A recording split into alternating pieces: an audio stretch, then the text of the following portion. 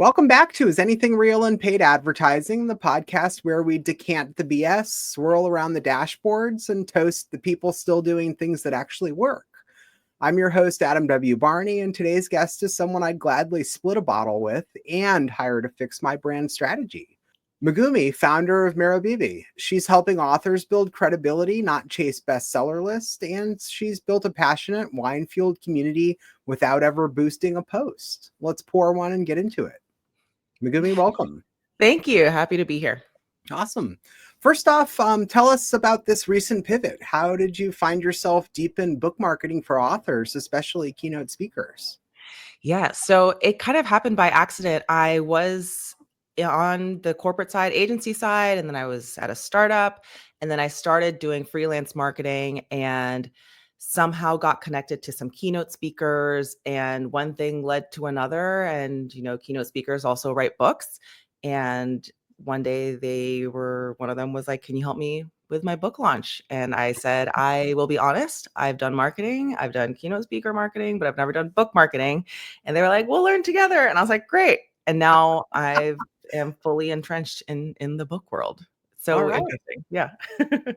What would you say is surprising about how authors think about marketing? What have you learned from them?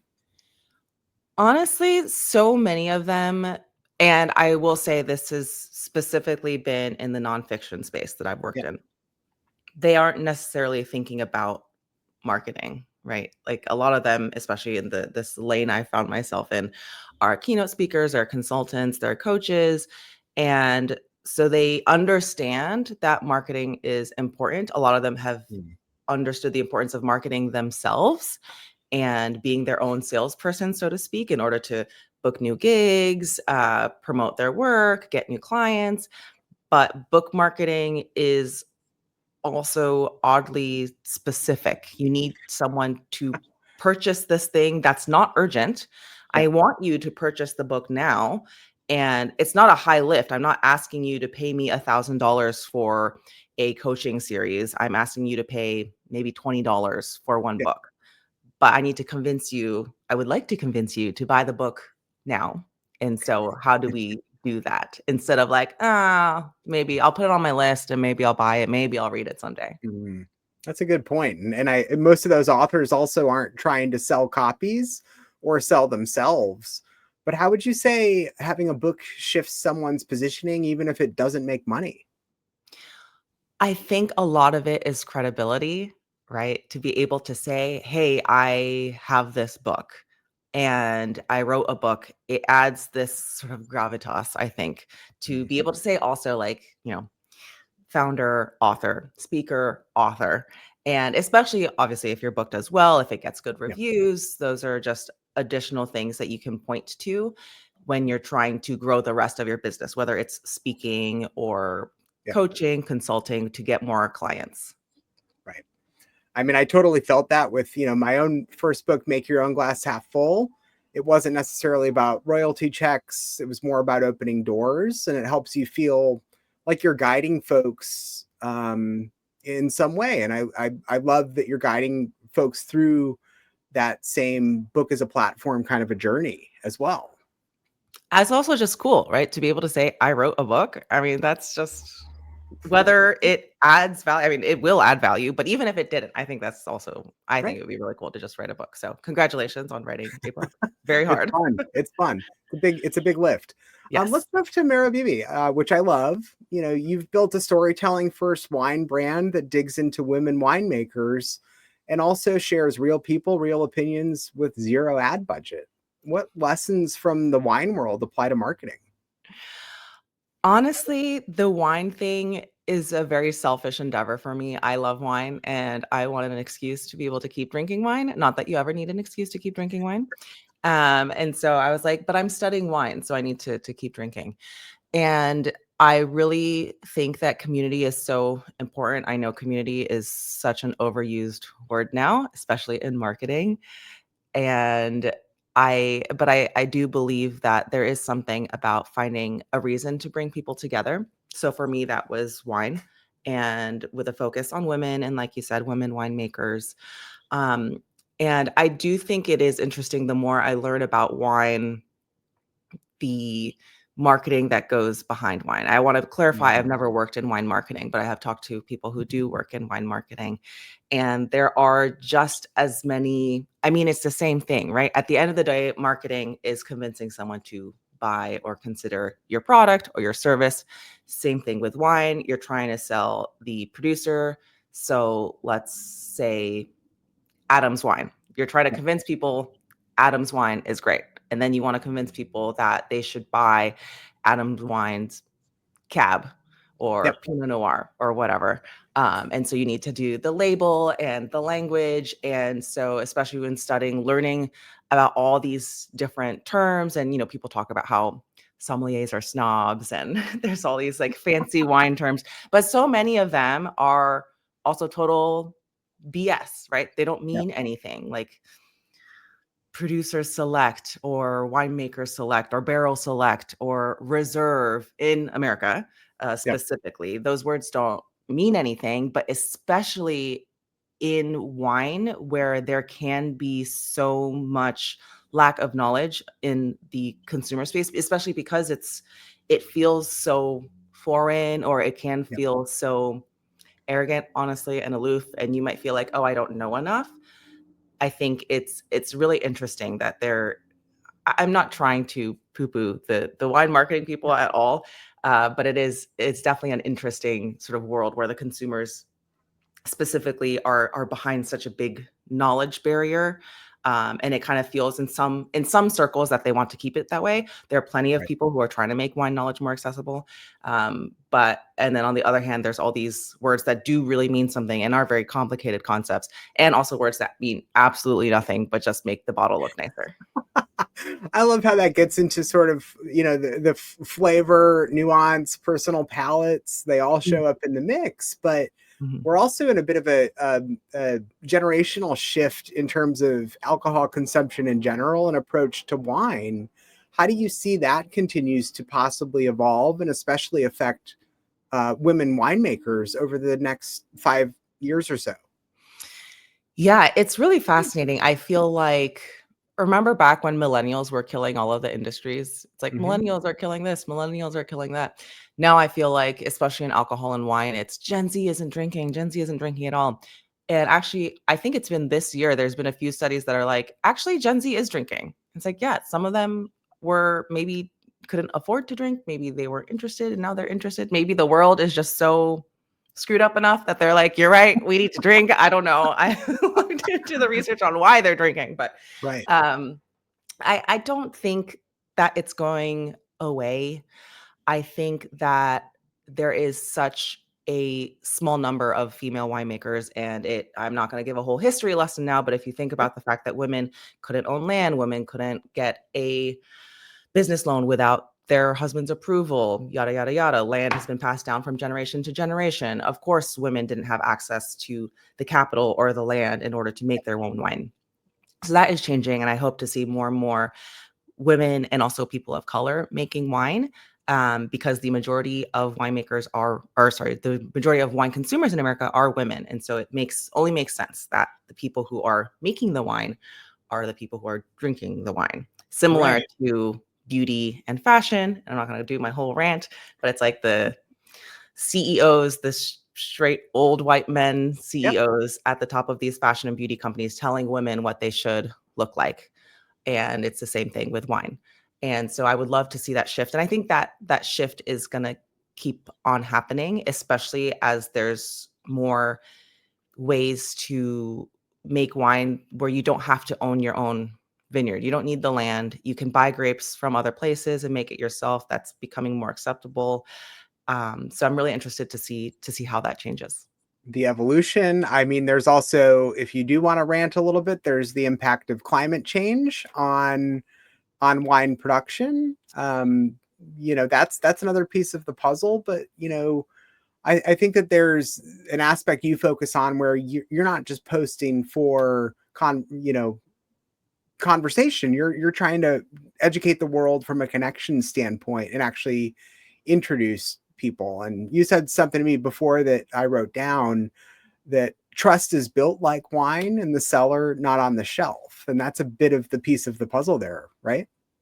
Absolutely. I think that especially in, so this is a good example that we were talking about books, right? Not that there aren't cheap wines out there, but if you're trying to buy an expensive bottle of wine, it means so much more than buying a book. I can buy a $20 book and never, there are so many books that I've been meaning to read that I just never read. And then I buy another one and I'm like, there's just this bookshelf full of books that I haven't read yet. But with a bottle of wine, I feel like there's so much added pressure, especially if you're gifting it. I was talking to someone else about this recently of how do you buy a bottle of wine and give it to a host without feeling nervous about it. You're bringing wine to a dinner party and you don't want to embarrass yourself, or you're on a date or you're at some team dinner and someone hands you the wine list and you now have the power to make or break this meal. There's so much pressure. Yeah. And like I said, there can be so much snobbery, and wine has been traditionally this kind of elitist world.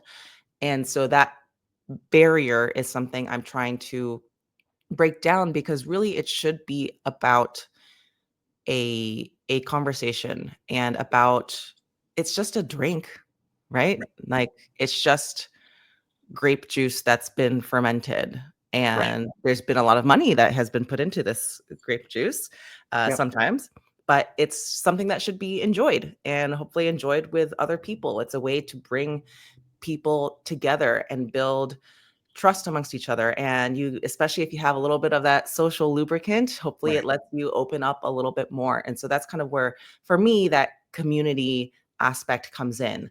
Yep. And so I would love for the wine world to be a little bit more transparent as well. There's so many additives that you can put into wine. Right. Speaking of marketing, and if you get a protein bar, it says all the ingredients, right, of what is in this protein bar. With wine, there's no ingredient list. Right. It might say no sulfites added, but Yep. that's about it. There's grapes in it. Sometimes it'll say whether it's kosher. It may or may not say that it's a vegan wine, but other than that, you Yep. really have no idea what is in the wine. And so I think from a trust perspective and building trust, there's a lot of work on the industry side to Mm. bridge that gap. That needs to be done to bridge that education gap, and maybe some standardization in terms of classifications, or more than just the wine spectator score placards that are sitting on the wine shelves sometimes. Yes, and we don't even need to get into the marketing aspect of the Wine Spectator. Right. Not specifically Wine Spectator, just all reviews, all Yeah. awards, All just reviews. Right. Let's get into what this podcast is really about, sort of the noise in the paid ad space. You and I both know 5 years ago you could throw, as a winemaker or an author, $50 at Google Ads every month and maybe validate a product. But now the targeting is questionable, the data is shady, and it's just it's a crowded market. It's a loud market. You mentioned being suspicious of ad dashboards. What's the biggest BS you've seen? It was a few years ago when there was that story that came out that Facebook knew it was inflating its dashboard numbers, and an employee, maybe a product manager, was trying to improve the dashboard to make it more accurate, but Mhm. Facebook told them not to make it more accurate because that way they can just keep making more money, right? And Right. so that it's stuff like that. And Google, as we all know, has been hit with what, second, third antitrust case. And I just feel like, I'm not saying that the dashboards are lies. I just feel like there's a lot more room, again, for transparency and Mm. ways to make it work better Hmm. for the consumer side, or the marketing side Right. and the consumer side. Yeah. Right. Right. Do you advise authors or brand clients to run ads at all early on? And if so, when?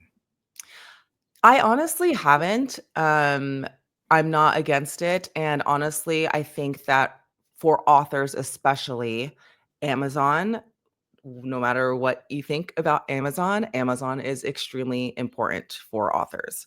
Yep. And so to be able to say, I'm a number one bestseller on Amazon, it's just a great discovery platform for books.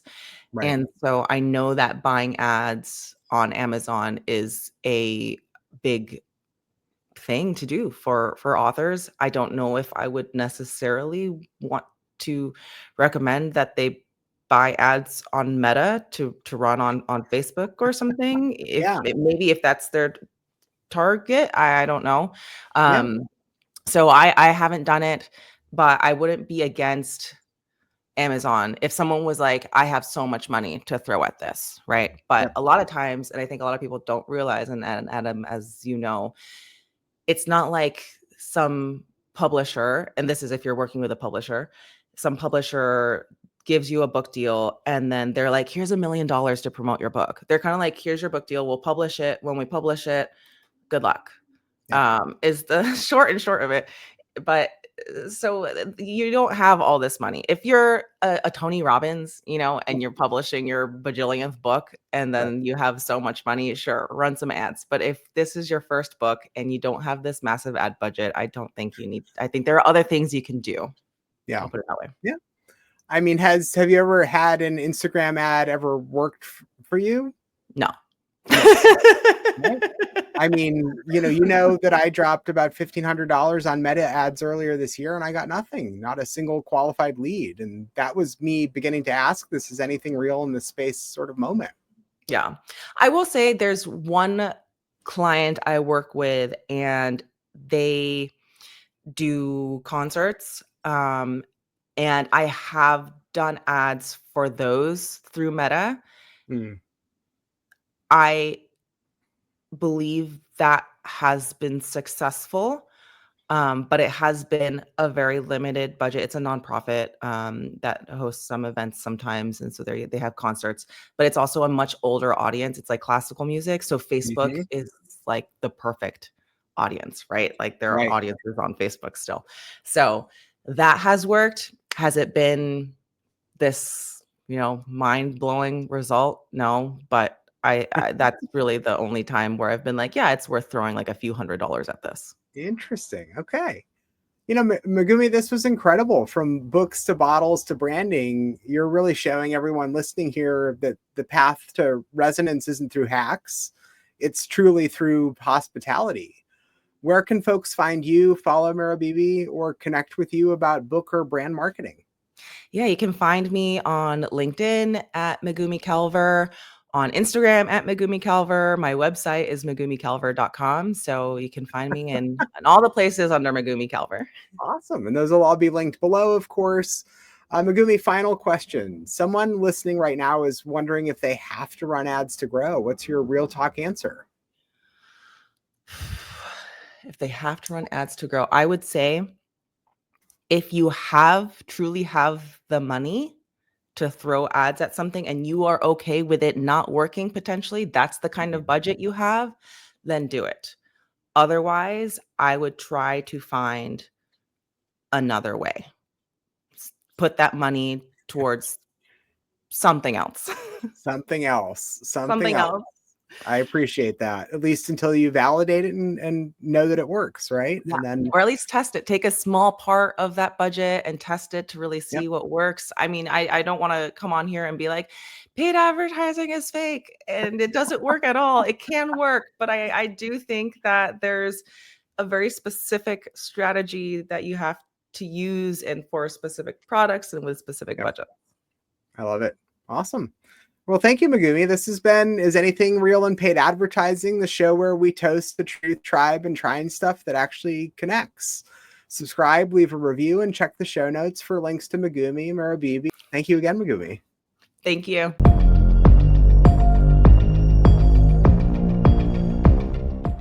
Scaling fast, but who's flying the rocket? If you're a VC-backed founder, 7 to 8 figure operator, or executive team scaling fast but heading toward burnout, I help you rebuild your energy system, reclaim 10 to 20 hours a week, and lead with clarity, stamina, and execution energy. 2 seats open now. DM me recalibration or go to adamwbarney.com to lock in a clarity call. Clarity over chaos, always.